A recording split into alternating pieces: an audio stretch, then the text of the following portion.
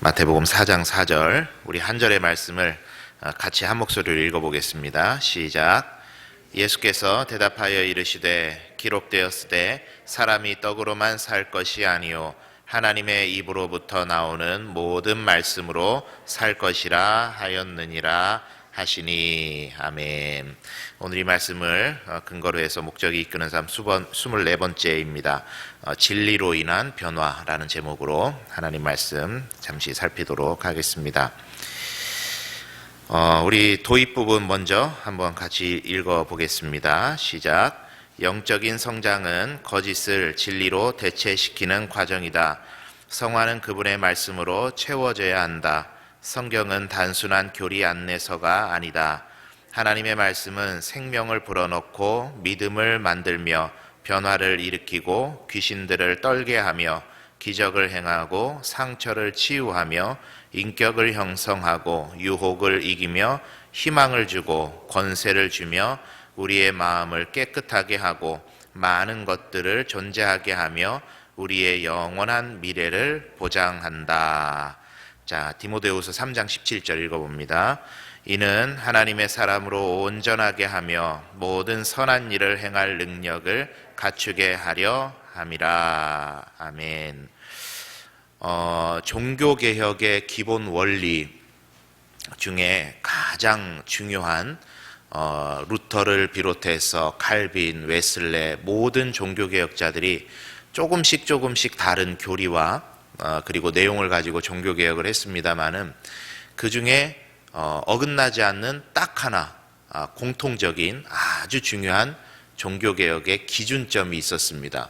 그게 뭐냐면 오직 말씀, 솔라 스크립툴라 그렇게 이야기를 하는데 오직 말씀, 다른 말로 하면 말씀으로 성경으로 돌아가자 하는 그런 이제 캐치프레이즈였습니다.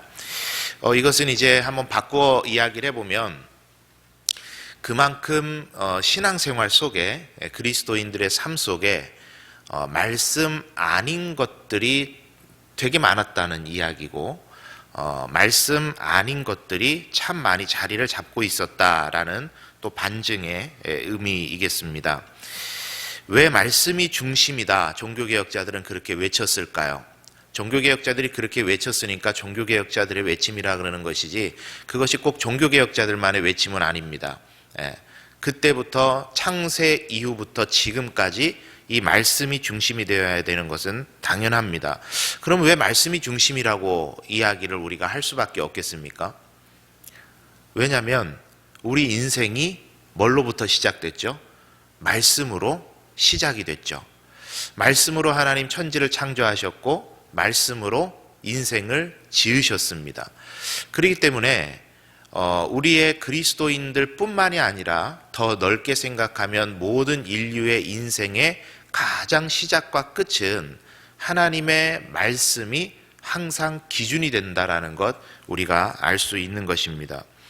그러니까 이 하나님의 말씀이라는 것은 그저 우리가 신앙이 성장하기 위해서 들여다봐야 되는 어떤 참고서 그런 것이 아니라 우리 인생의 사용 설명서다 이렇게 이야기할 수 있죠.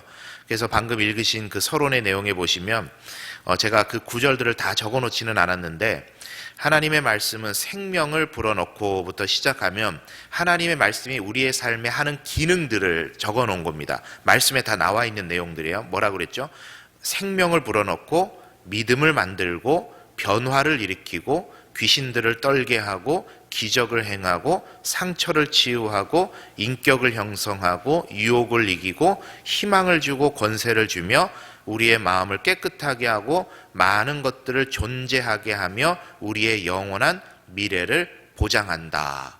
무엇의 기능이라고요? 하나님의 말씀의 기능.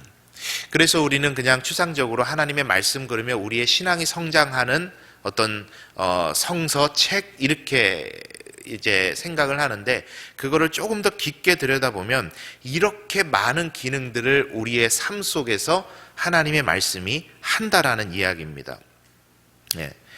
그러니까 이 말씀을 우리의 삶에 가까이 두는 것은 여러분 선택이겠습니까? 필수겠습니까? 이것은 선택이 아니에요. 우리가 선택하고 말고 해야 될 문제가 아니라 필수적으로 이 말씀은 우리의 인생에 가장 가까이 있어야 됩니다. 자, 그렇게 말씀이 우리의 삶에 가까이 있는 상태를 뭐라고 그랬냐? 요한복음 8장 31절에 보니까 우리 그 유인물에 나와 있는 8장 31절 한번 읽어봅니다. 시작. 그러므로 예수께서 자기를 믿는 유대인들에게 이르시되 너희가 내 말에 거하면 참으로 내 제자가 되고 뭐 하면 제자가 된다고요? 말에 거하면. 그래서 성경에서 이렇게 표현을 하는 거예요. 우리가 말씀 가까이에 말씀이 우리 삶에 가까이에 있는 상태를 성경은 뭐라고 표현했냐면 거하다 이렇게 표현을 했어요. 하나님의 말씀 안에 거하다 이렇게 표현을 합니다.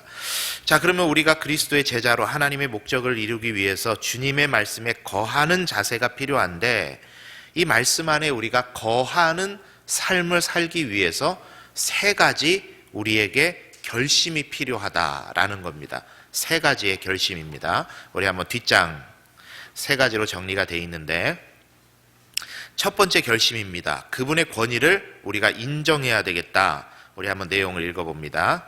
성경이 삶의 권위 있는 기준이 되어야 한다.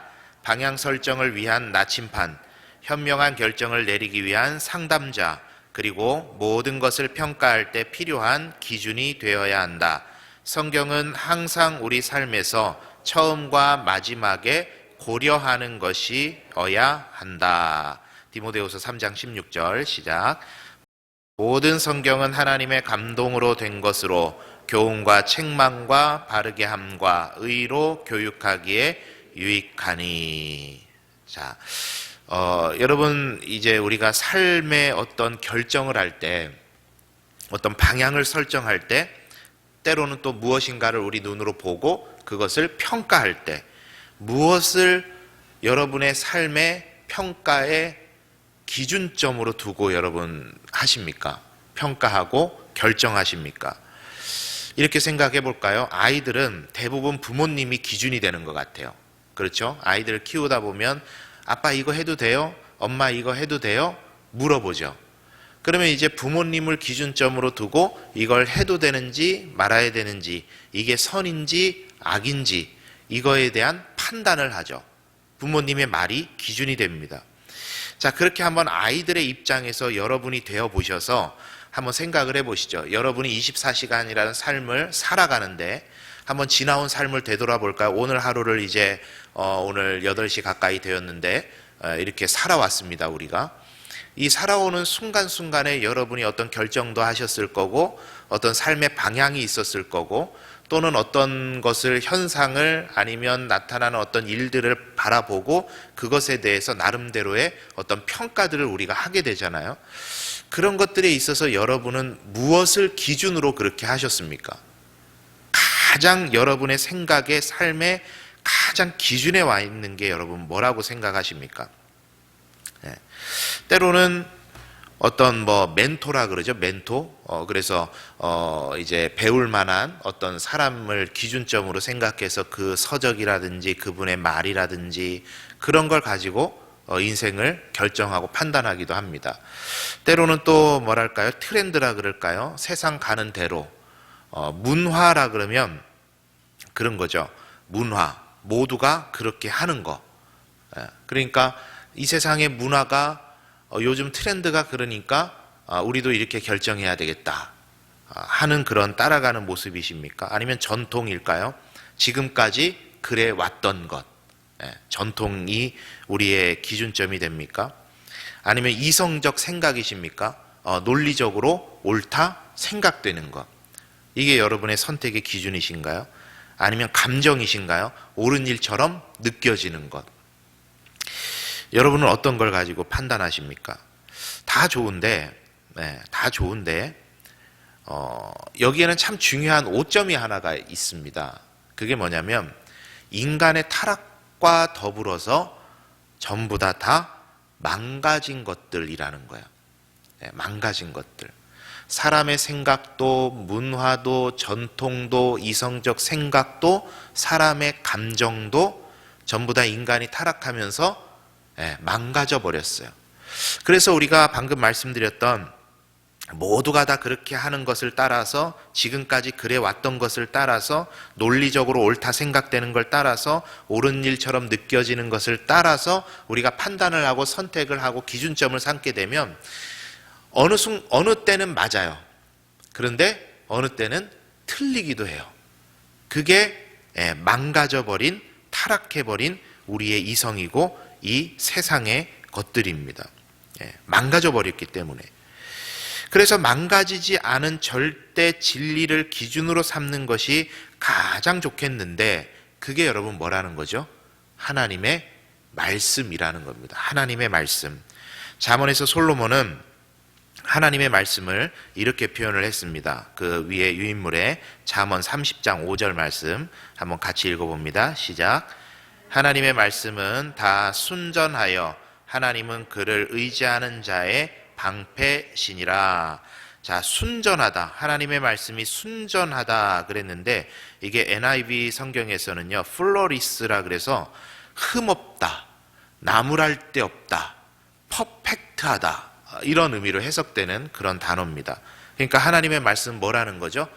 절대 진리가 된다라는 거예요. 그래서 예수님께서 말씀하실 때 나는 길이요 진리요 생명이다, 그렇게 이야기하지 않으십니까? 진리라는 거는 뭐예요, 여러분? 진리는 변하지 않는 게 진리입니다. 사람들이 진리라고 생각하는 것들은요, 잘 변해요. 예를 들어서 지구가 예전에는 어떻게 생각했죠? 네모나다고 생각을 했어요. 네모나다고 생각을 해서 이제 수평선에는 가지 말라 그랬죠. 왜냐하면 이렇게 폭포처럼 떨어져 버리니까. 그런데 한 사람에 의해서 이제 지구가 둥글다는 게 증명이 되어 버렸습니다. 그런데 그거를 증명했을 때 어떻게 됐냐면, 그때 당시에는 종교와 철학과 과학이 이게 딱 경계가 이렇게 나눠져 있지 않을 때였거든요. 과학자가 신학자고 신학자가 철학자고 그럴 때였거든요. 그래서 지구가 둥글다고 하는 그 이론 때문에 갈릴레이가 처형을 당하게 돼요. 그러니까 종교적으로 그게 문제가 된 거예요. 그러니까 네모나다고 생각했는데, 그게 진리라고 생각을 했는데, 과학이 발전을 하니까 어떻게 돼요? 그게 진리가 아닌 게 돼버린 거예요. 그런 건 진리가 아니죠. 그러나 예수님께서 내가 곧 길이요 진리요 생명이다 라고 하실 때, 진리라는 말은 무슨 말입니까? 천지를 창조하실 때부터 그 자리에 함께 계셨고, 그분께서 로고스가 되셔서 이 땅 가운데 오셨고, 그분께서 다시 이 세상을 심판하시기 위해 오실 주님, 그러니까 영원 전부터 영원 후까지 변치 않으시는 분, 그분만이 이 땅 가운데 진리가 되신다라는 겁니다. 우리가 그것을 꼭 기억을 해야 되겠죠. 그래서 하나님의 말씀이 우리의 삶의 기준이 되면 흔들리지 않는다라는 이야기입니다. 아주 중요한 것이죠. 그러니까 여러분, 오늘은 이제 우리가 마무리가 되어가는 시점이니까 이제 내일의 일들을 떠올려 보시면서 여러분, 우리가 결단해야 된다라는 거예요. 내일 이제 만나야 될 사람도 있을 것이고, 또 계획해 놓으신 일도 있을 것이고, 어떤 일에 대해서 내가 판단해야 될 일도 있을 것이고, 사람도 대해야 될 것이고, 내일 우리들의 스케줄이 많이 있지 않습니까? 그 스케줄을 우리가 하나하나 해나가는 데 있어서 사람을 만날 때나 일을 결정할 때나 내가 걸어갈 때나 방향을 결정할 때나 모든 것의 기준이 하나님의 말씀이 될 때에 우리의 삶이 가장 안전하게 갈 수 있다는 겁니다. 어떤 결정을 내릴 때 성경은 뭐라고 말하고 있나? 어떤 선택을 하게 될 때 성경의 가치관은 무엇인가? 사람을 대할 때에도 성경은 사람을 어떻게 대하라고 말씀하고 있는가? 참고서적이 아니라 그것을 가지고 정답지로 삼고 살아가는 것, 그게 우리가 하나님 앞에서 성장하고 성숙할 수 있는 길이 된다라는 것입니다. 그래서 그분의 권위, 하나님의 말씀이 우리 삶의 유일무이한 기준이 된다라는 그 권위를 인정하고 그렇게 살기로 결단할 때 우리가 성장할 수 있다라는 이야기입니다. 자, 자, 두 번째, 진리를 내 것으로 만들어야 한다. 그렇게 했는데 우리 한번 이 내용을 읽어보겠습니다. 시작.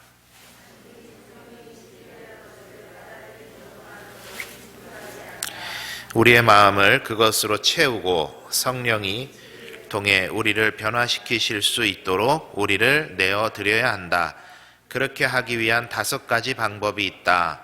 받아들이고, 읽고, 연구하고, 기억하고, 반영하는 것이다.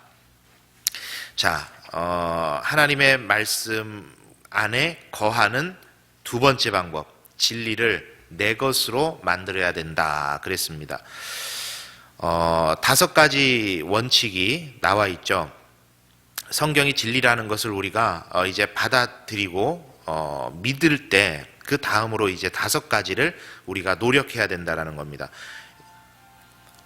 네, OR, 그러니까 그 영어의 알파벳 이제 R로 시작하는 5가지 원리다 그래서 OR 이렇게 해놨는데, 첫 번째 받아들임 그랬죠. 받아들임.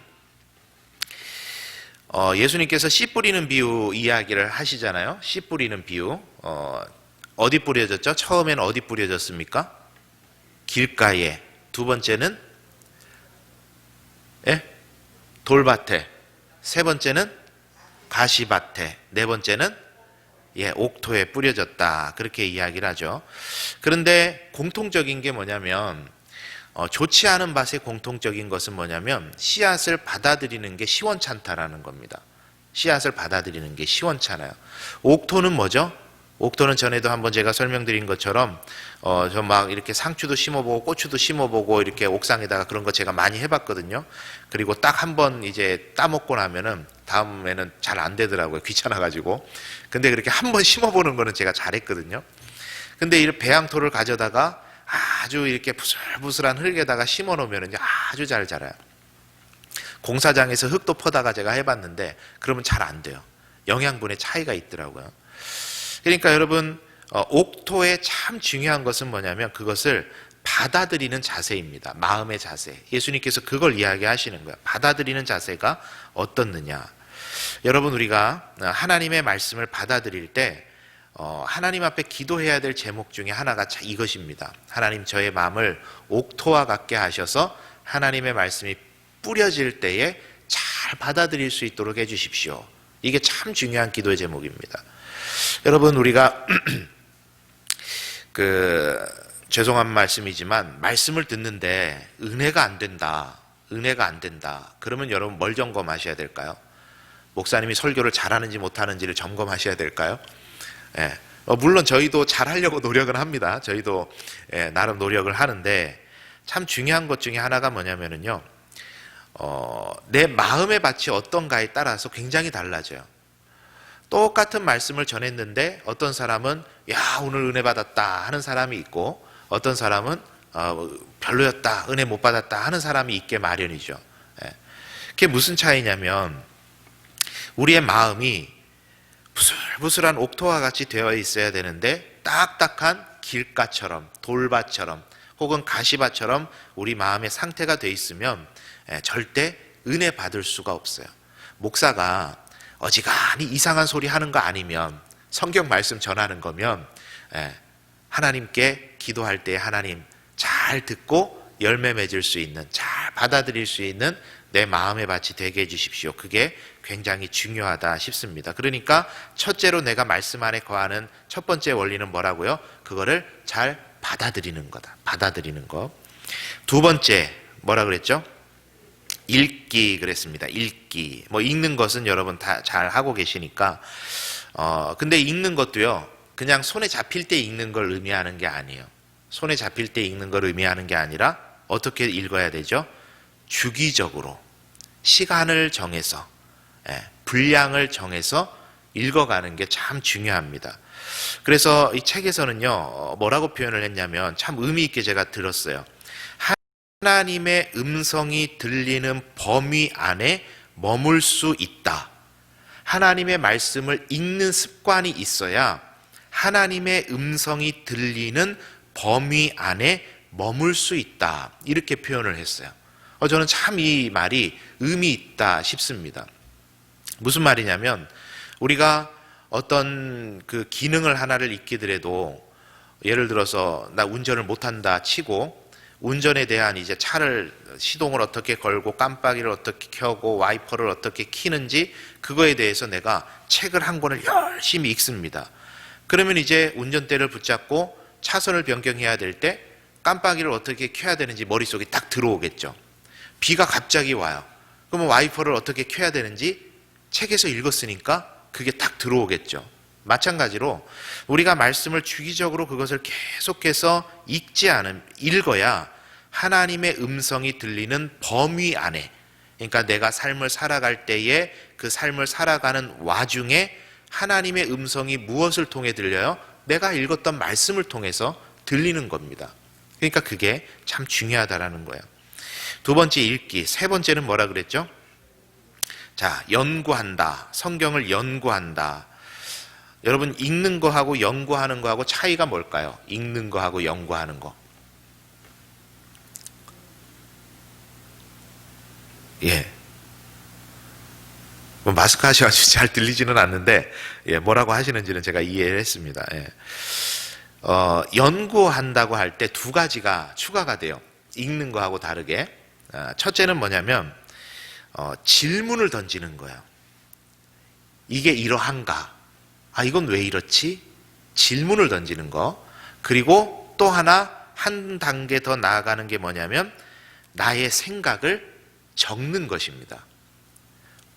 연구와 읽기의 차이예요. 읽는 거 그냥 우리가 이렇게 펴놓고 읽는 거잖아요. 연구는 질문하고 적는 것입니다. 그래서 저는 참 많이 이제 추천하는 방법 중에 하나가 뭐냐면 큐티입니다. 큐티. 이제 quiet time이라 그래서 이제 큐티라 그러는데 뭐 이른 아침에 해도 되고 저녁에 해도 되고 그건 상관이 없는데 스스로 습관이 안 되면 교재 하나를 선택하셔서 하는 것도 도움이 됩니다. 네.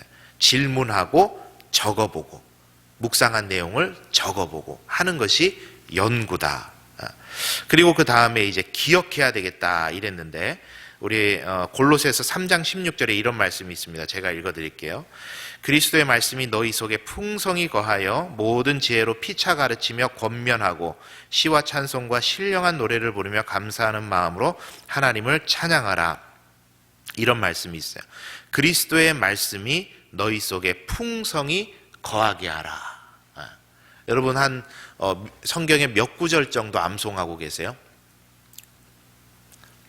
그죠? 세면서 암송은 안 하시니까 그죠? 네. 저도 신학교 막 입학하고 뭐 목사고시 치고 할 때보다 성경 구절을 많이 외웠던 경험들이 언제냐면 1:1 제자양육 성경 공부할 때 하고 그리고 이제 전도 훈련 받을 때, 전도 훈련 받을 때 그때 참 말씀을 많이 외웠어요. 이 말씀을 외우는 게 참 중요한 것 중에 하나가 뭐냐면요. 그 말씀이 내 삶에서 암송하고 있으면 꺼내 들어져요. 무슨 말인지 이해가 되십니까? 1대 제자 양육 우리 성경 공부 다 하셨죠? 그 제자 양육 하시고 하셨던 걸로 제가 그렇게 자료를 봤는데 그 1대1 제자 양육 성경 공부에서 시험을 이기는 방법 중에 하나가 세 가지를 이야기하는데 지금 주제하고는 다 상관없으니까 하나만 이야기 드리면 그 하나가 뭐냐면 나의 신앙에 직접적인 사단의 시험이 올 때, 유혹이 올 때 그때 무엇으로 이긴다 그러냐면 하나님의 말씀으로 이긴다. 그렇게 이야기를 합니다. 하나님의 말씀으로. 예를 들어서 사단 마귀에 참소하는 소리가 들려요. 야, 네가 그렇게 살고도 예수 믿는 사람이라고 할 수 있냐? 아이, 넌 뭐 그렇게 살아가지고 그리스도인이라고 할 수 있겠어? 천국 가겠어? 그때 우리는 어떤 말씀으로 이길 수 있습니까? 영접하는 자 곧 그 이름을 믿는 자들에게 하나님의 자녀되는 권세를 주셨다. 하나님 그렇게 나에게 말씀하셨는데 네가 나를 참소하는 소리가 웬 말이냐? 우리 영적 싸움을 그렇게 한다라는 거예요. 그러니까 이 말씀을 암송하고 있는 게 참 중요합니다. 야고보서 1장 5절 말씀, 너희 중에 누구든지 지혜가 부족하거든 모든 사람에게 후히 주시고 꾸짖지 아니하시는 하나님께 구하라. 그리하면 주시리라. 이 말씀을요 제가 어렸을 때 어머니께서 저에게 쇠뇌를 시키셔가지고 공부할 때마다 책 펼 때마다 학교 가서 시험 보기 전에 항상 이 말씀을 암송하고 그렇게 시험을 치고는 했습니다. 예. 지혜를 주셨는지 안 주셨는지는 잘 모르겠는데, 예. 그러니까 그 말씀을 암송하고 있는 게 굉장히 중요하다라는 거고, 그리스도의 말씀이 풍성히 거하게 하는 방법이 암송하는 방법이라는 겁니다. 자, 마지막 5번째인데, 이것을 이제는 반영하는 것이다, 그렇게 이야기를 하는데, 반영하는 것은 우리가 흔히 이제 우리가 사용하는 말로 표현을 해보면 묵상하는 겁니다. 묵상. 자, 묵상은 그런데 여기에서 조금 더 깊은 의미가 있어요. 우리는 이제 말씀을 묵상한다 그러면 말씀을 펴서 읽는 것 정도로 생각을 하는데, 여기서 말하는 묵상은 무엇을 이야기하냐면 걱정과 같은 수준의 걸 이야기하는 거예요. 걱정. 우리가 밤잠을 설치면서 걱정하잖아요. 걱정거리가 머릿속에 떠오르면 그게 어떻게 되죠? 계속해서 꼬리에 꼬리를 물고 그 일 때문에 일어날 일, 그 일 때문에 틀어질 관계, 그 일 때문에 파생될 여러 가지 사건들 막 꼬리에 꼬리를 물고 나오잖아요. 그게 묵상이라는 거예요. 하나님의 말씀을 묵상하는 것도 똑같다라는 겁니다. 그냥 읽고 지나치는 게 묵상이 아니라 그 말씀을 계속해서 머리에 되뇌이고 되뇌어서 그것이 내 삶에 어떻게 연결될까, 연관될까, 어떻게 열매를 맺을까, 내가 그걸 어떻게 실천해 볼까, 어떻게 응답을 받아볼까, 어떻게 붙잡아 볼까, 이걸 내가 했을 때 어떤 시험거리는 무엇이 올까, 그러면 나는 어떻게 할까, 이것을 이 말씀을 근거로 해서 계속해서 꼬리에 꼬리를 물고 그 말씀을 연관 짓는 것, 그게 반영하는 것이고 그게 묵상이라는 겁니다. 자, 그래서 정리하자면 하나님의 말씀에 거하는 두 번째 원리는 진리를 내 것으로 만드는 건데, 하나님의 말씀을 내 것으로 만드는 건데, 내 것으로 만드는 5가지 원리입니다. 받아들이고, 읽고, 연구하고, 기억하고, 반영하는 것이다. 묵상하는 것이다.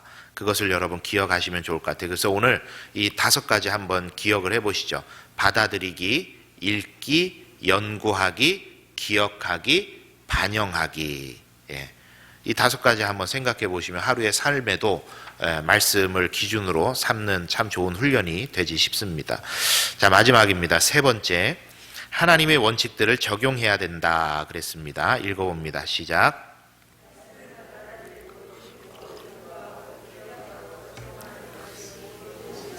옮겨지지 않으면 헛된 것이다. 우리는 말씀을 행하는 사람이 되어야 한다. 이것이 가장 힘든 단계인데 사탄이 매우 집요하게 방해를 하기 때문이다. 사탄은 우리가 배운 것을 실천으로 옮기지 않으면 성경 공부를 하러 가는 것도 신경 쓰지 않는다. 자, 야고보서 1장 22절 시작. 너희는 말씀을 행하는 자가 되고 자신을 속이는 자가 되지 말라. 자, 사탄은 우리가 배운 것을 실천으로 옮기지 않으면 성경 공부하러 가는 것도 신경 쓰지 않는다 그랬어요. 자, 의미 있는 말이라 생각됩니다. 예. 그러니까 중요한 게 뭐라는 거예요? 결론적으로 실천하는 게 중요하다. 여러분, 성경 공부는 왜 하십니까? 머리에 지식 쌓기 위해서 하시나요? 저는 모든 성경 공부 클래스들을 개강을 하면서 오리엔테이션을 할 때 이제 서로 나눌 때 꼭 물어봅니다. 이 클래스에는 왜 오셨습니까? 물어봅니다. 나중에 이제 코로나 좀 잠잠해지고 저하고 성경 공부하면 그 질문을 받으실 거예요. 누구든지. 왜 하십니까? 지식 뭐하러 쌓겠어요? 목회자 할 것도 아닌데, 목사 할 것도 아닌데, 신대원 시험 칠 것도 아닌데. 성경은 왜 공부해야 됩니까? 변화되기 위해서 공부하는 거죠. 예, 변화되기 위해서, 지식 쌓기 위해 하는 게 아닙니다. 예, 변화가 있어야 돼요. 그런데 슬픈 현실은 지식은 늘어가는데 변화는 거기에 못 따라오는 것 같아요. 우리 삶이. 예전 교회에 저랑 같이 성경 공부 1:1 제자형 성경 공부를 하신 집사님 중에 매주일 예배에 항상 지각을 하시는 분이 계셨어요.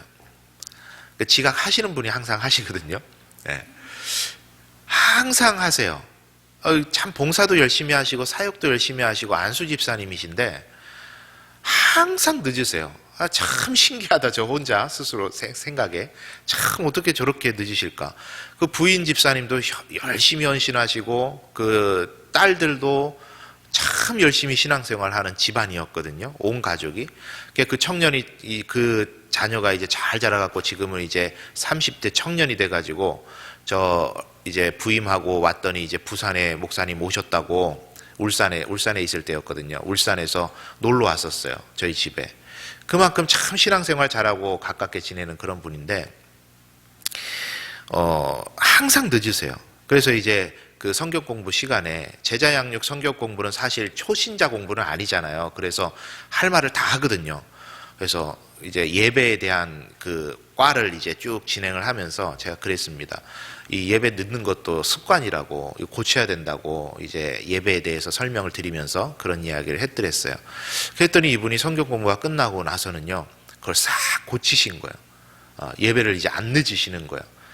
지금은 어떤지 모르겠어요. 그때 그 청년 왔을 때 한번 물어봤어야 되는데 지금은 모르겠어요.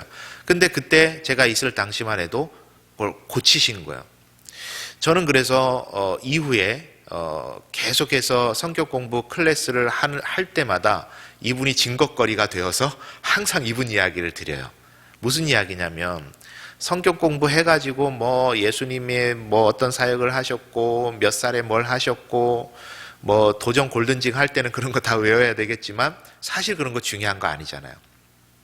정말 중요한 건 뭐냐면 예수님의 사역을 통해서 예수님께서 우리에게 하시고자 하신 일은 무엇이고 우리의 삶을 변화시키는 건 뭔가, 그죠?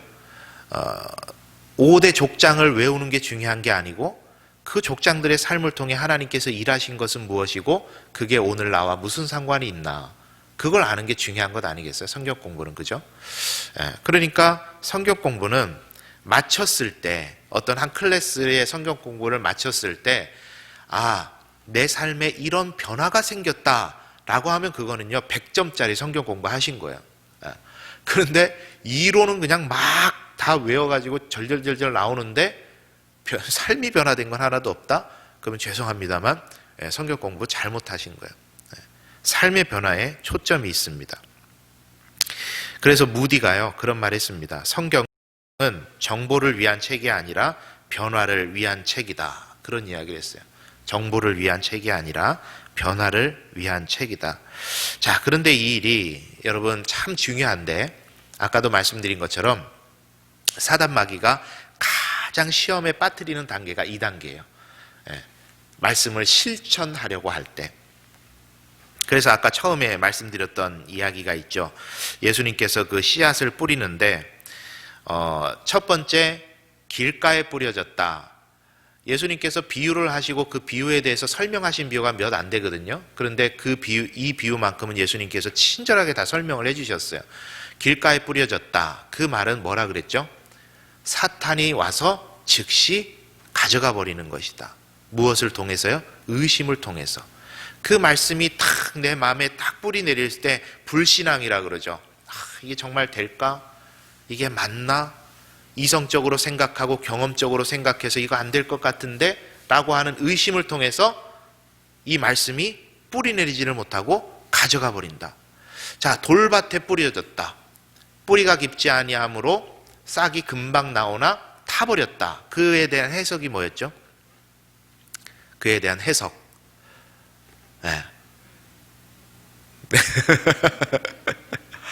외부적인 어떤 시험들, 세상의 시험들, 공격들, 그런 걸로 인해서 쉽게 놔버리는 사람이다. 외부적인 요인들. 내가 이 말씀을 꺼내 지켜 행했더니 세상으로부터, 가족으로부터 공격이 와요. 그걸로 인해서 말씀을 놔버린다. 세 번째, 가시덤불에 뿌려졌습니다. 나오다가 가시 그 기운에 가려져서 열매를 못 맺었는데 그에 대한 해석은 뭐였습니까? 걱정, 근심, 염려, 이생의 자랑, 이런 걸로 인해서 열매를 못 맺는다. 그건 뭐죠? 내 속에서부터 나오는 그 말씀을 열매 맺도록 하는 것에 대한 저항입니다. 그러니까 첫 번째, 기억을 이렇게 하시면 돼요. 첫 번째, 사단이 와서 뺏어가요. 두 번째, 외부에서 시험이 와요. 세 번째, 내 내면에서부터 시험이 나와요. 걱정되고 염려되고. 예를 들어서 하나님 11조는 하나님의 것이다 하고 했는데 드리려고 그러니까 내 마음에서 뭐가 올라와요? 11조는 꽤 크잖아요. 아깝다 이런 생각이 확 올라와요. 아나니아와 삽비라가 그랬던 거 아닙니까?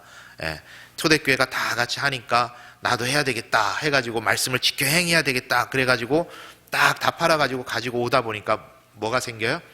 마음에서 아까운 생각이 생겨요. 그래서 못하는 거죠. 그러니까 사단이 뺏어가고 외부의 시험이 오고 내 내면에서의 시험으로 인해서 열매를 맺지 못하더라. 그 이야기 하셨던 겁니다. 그러니까 그만큼 어렵다라는 거예요.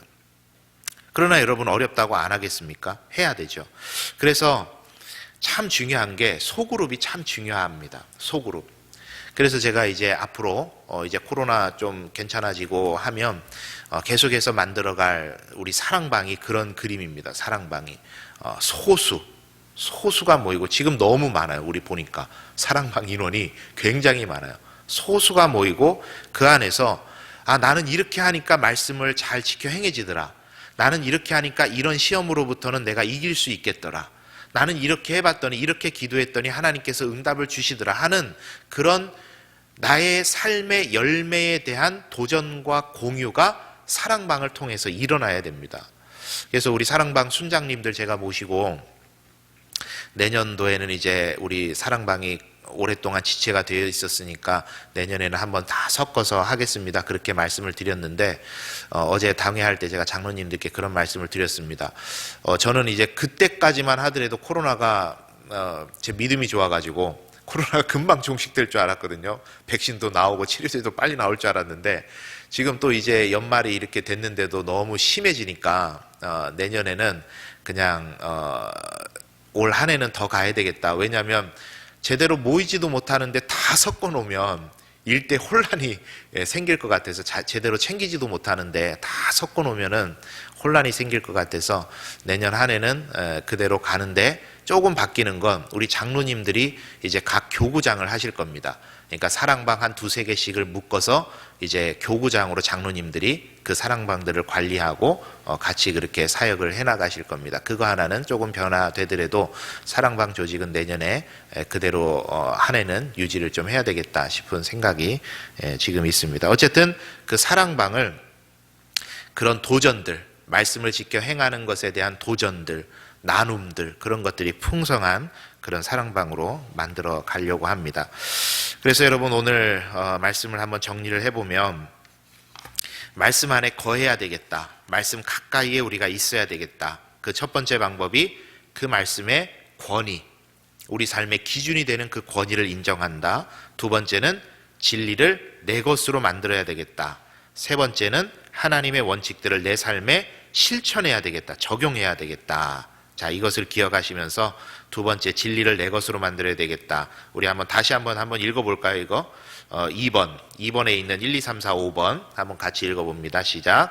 받아들이고, 읽고, 연구하고, 기억하고, 반영하는 것. 다시 한번 시작. 받아들이고, 읽고, 연구하고, 기억하고, 반영하는 것. 이거 기억하시면서 이 한 주간도 하나님께서 저와 여러분에게 주시는 은혜 가운데 살아가시게 되는 우리 성도님들 다 되시기를 바랍니다.